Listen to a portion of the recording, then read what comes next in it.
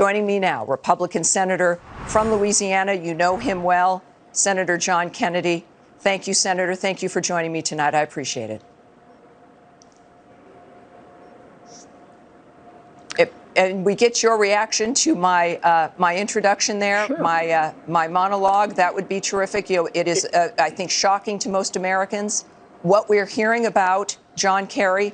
It is because it's beyond the comprehension that anyone would do that, let alone a sitting Secretary of State, and the danger that that represents, while telling America the opposite was what they were working for.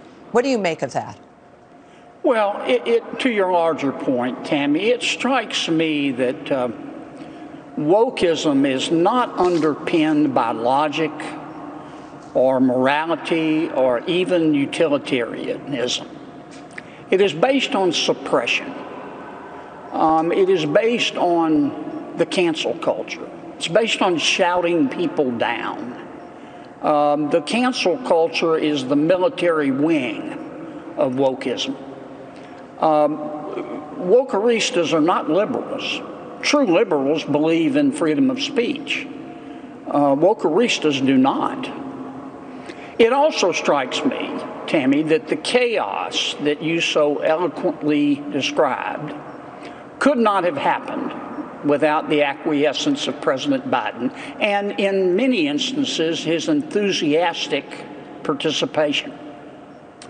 How can I say this? President Biden is a modest man. But he's a modest man with much to be modest about, given his record, which in the first 100 days borders on radicalism. I mean, think about it.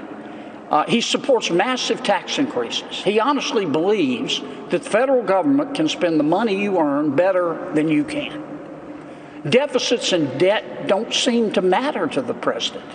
He loves spending taxpayer money. He loves it like the devil loves sin.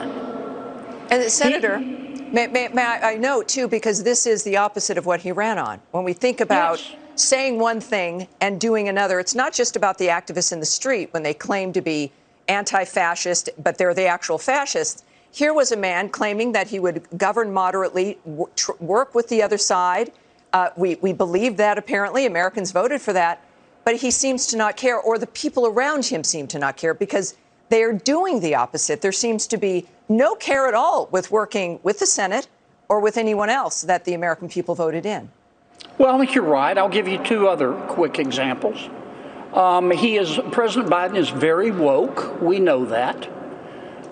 If you support a state's effort to make it easier to vote but harder to cheat, according to President Biden, you're a racist. He has also surrounded himself, Tammy, with some of the most radical people I have ever seen serve in a presidential administration. Many of his people have contempt for America. They should have gratitude, but they have contempt. His UN representative, in her maiden speech to the United Nations, actually apologized for being an American. And what I'm afraid President Biden wants to build, he wants to sever the link between work and income. He wants to build a society of safety nets where no one has to take responsibility, where it's always somebody else's fault, where every child gets a trophy. May I suggest that this is one of the other problems with the Democrats, is that they present these ideas as though it is going to be a safety net, that you're going to get everything handed to you, and none of that becomes true. It becomes a disaster. Ask the people of Venezuela how that works.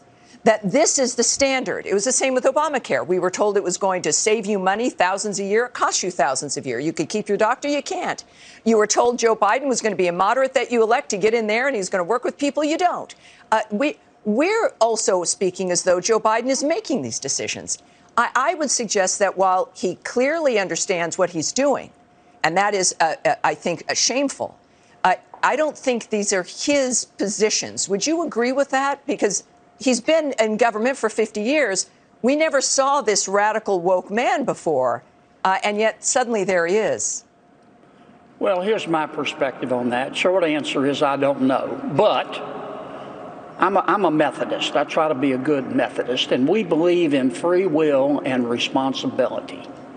And by President Biden acquiescing in these positions, and in some cases enthusiastically participating in them, he is responsible. Indeed. I'm not going to let him off with, cutting some slack. I agree with you. He's lost his fastball.